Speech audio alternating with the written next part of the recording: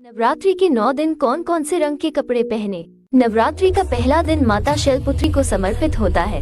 ये दिन पीले रंग से जुड़ा है, जो हमारे जीवन में उत्साह, चमक और प्रसन्नता लाता है। हिंदू धर्म में पीले रंग का बड़ा महत्व है।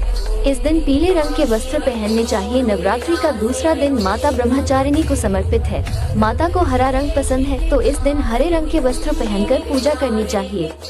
ये रंग जीवन में विकास, सद्भाव और ऊर्जा लाता है। नवरात्रि के तीसरे दिन माता चंद्रघंटा की पूजा की जाती है।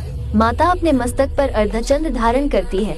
इस दिन भूरे या ग्रे रंग के वस्त्र पहनकर माता की पूजा करनी चाहिए। ये रंग बुराई को नष्ट कर जीवन में दृढ़ संकल्प को जगाता है।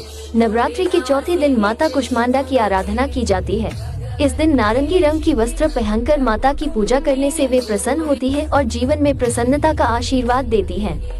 ये रंग खुशी और सकारात्मक ऊर्जा का प्रतीक माना जाता है।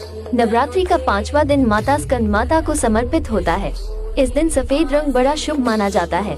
ये रंग जीवन में शांति, पवित्रता, ध्यान और सकारात्मकता को फैलाता है। नवरात्रि के छठे दिन माता कात्यायनी की पूजा की जाती है। ये देवी का सबसे शक्तिशाली स्वरूप होता है। इन्हें युद्ध की देवी के नाम से भी जाना जाता है। माता के इसी स्वरूप ने महिषासुर का वध भी किया था। इस दिन लाल रंग पहनकर माता की पूजा करनी चाहिए। ये रंग उत्साह और उमंग का प्रतीक माना जाता है। नवरात्रि के 7वें दिन माता कालरात्रि की पूजा की जाती है।